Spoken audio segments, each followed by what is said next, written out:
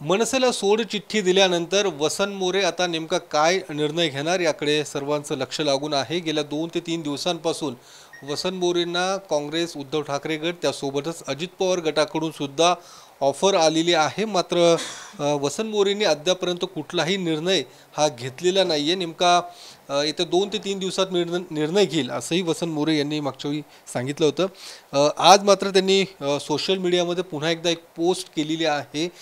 काय नेमकं तुम्हाला काय व्यक्त व्हायचं होतं, काय नेमके तुमच्या त्या भावना होत्या? कारण तुम्हाला काही ग्रुप्समधनं काढून टाकण्यात आलेलं आहे आणि त्यावरती भाष्य करणारी पोस्ट तुम्ही आज केलेली आहे। मला मी मी बघा ह्या अशा गोष्टींकडे मी लक्ष देत नाही, परंतु मला सकाळपासून अनेक कार्यकर्त्यांचे फोन आले की तात्या तुम्हाला ग्रुपमधनं काढून टाकलं, तात्या तुम्हाला ग्रुपमधनं काढून टाकलं।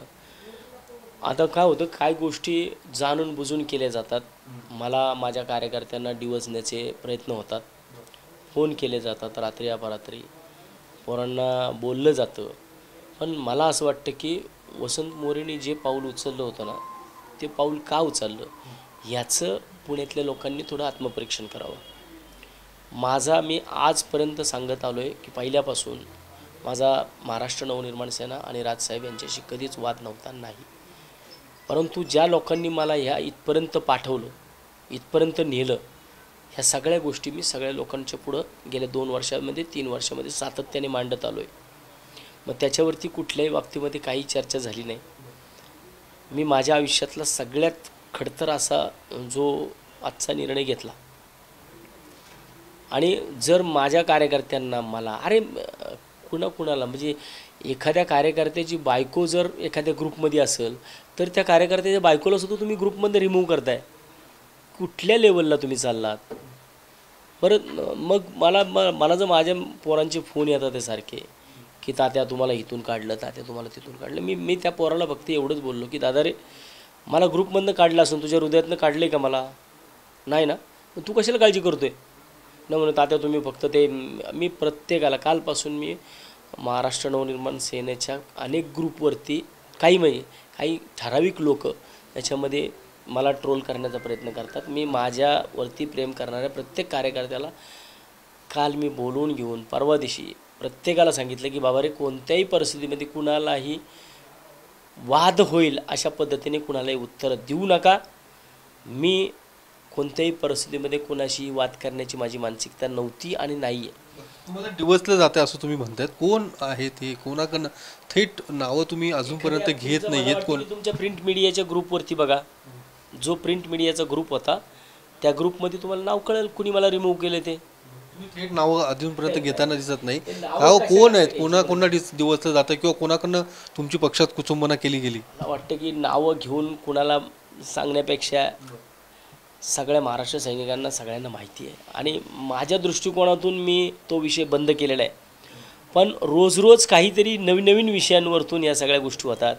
काल 2 दिवस फोन करण्यावरती विषय होते, आज काय तर ग्रुपमधनं रिमूव्ह करण्यावरती जोर धरला आहे। रात्रीच्या झोपा नाही आहेत ह्या लोकांना। मला वाटतं ह्या रात्रीच्या न झोपता जर पक्षासाठी शहरामध्ये काम केलं असतं तर आज 2012 ते 17 जे दिवस होते ते 100% परत आले असते। मला कुणी काय दिलं, मला काय केलं, ह्यापेक्षा मी सुद्धा काहीतरी केलं आहे ह्याच्याकडं थोडं विचारमंथन करावं, याच्यामध्ये आत्मपरीक्षण करावं, ना की कार्यकर्त्यांना बोलवून घेऊन त्याच्यामध्ये त्यांनी काय केलं, तो काय करतो, त्याला हे दिलं, त्याला ते दिलं। तुम्ही कार्यकर्त्यांना काय दिलं ह्या विषयावरती थोडं आत्मचिंतन करावं की आज ही वेळ का आली। दुसरं, काल तुम्हाला मोहन जोशींनी तुमची इथे येऊन भेट घेतली, त्यानंतर संजय राऊतांचाही फोन आला होता, रुपाली पाटील यांनी सुद्धा तुमची भेट घेतली। काय निर्णय तुमचा झालेला आहे? कुठल्या, कारण या तिन्ही पक्षांनी तुम्हाला ऑफर दिलेली आहे, काही निर्णय झाला कुठे तुम्ही पक्षात प्रवेश करणार? निर्णय माझा अजून तसं काहीच झालेलं नाही आहे। मी सांगितलं की 2-3, कारण हे काय महानगरपालिकेची निवडणूक नाही आहे, ही देशाच्या व्यवस्थेवरती परिणाम करणारी निवडणूक आहे आणि सगळ्या देशाचं लक्ष पुणे महानगरपालिकेवर, पुणे लोकसभेवरती लागलेलं आहे।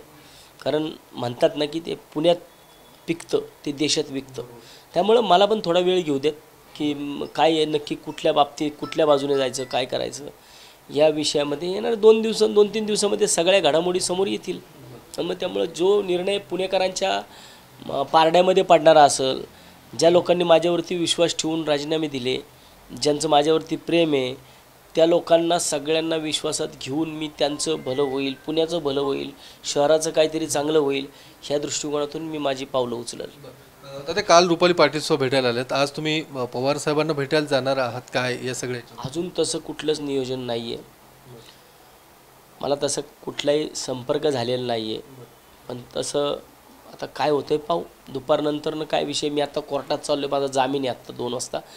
जे कोरोना कालावधीमध्ये मी ॲम्बॅसेडर कार फोडली होती त्याचं मला तो कधी केस उभा राहिला नाही, तो का अचानक उभा राहिला मला माहीत नाही आहे. मला डायरेक्ट त्याच्यामध्ये समज निघाले.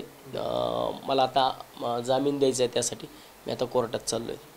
तसं काही निरोप आला भेटायला या तुम्ही, कारण आज शरद पवारही पुण्यातच आहेत, काही पक्षप्रवेश त्या ठिकाणी होणार असल्याची माहिती मिळते, तसं तुमच्याशी काही संपर्क झाला आहे? नाही नाही, माझा तसा काही संपर्क झालेला नाही आहे बिलकुल.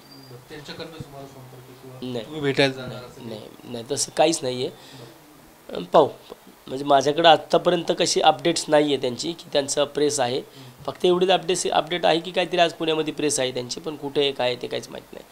जर असेल तसं काय कुणी अजून मला संपर्क केलेला नाही तर पाहू, विचार करू नक्की.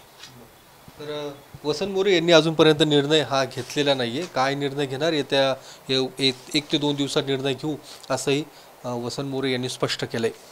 कॅमेरामन तुषार ननावरेसह मी योगेश बोरसे, TV9 मराठी, पुणे.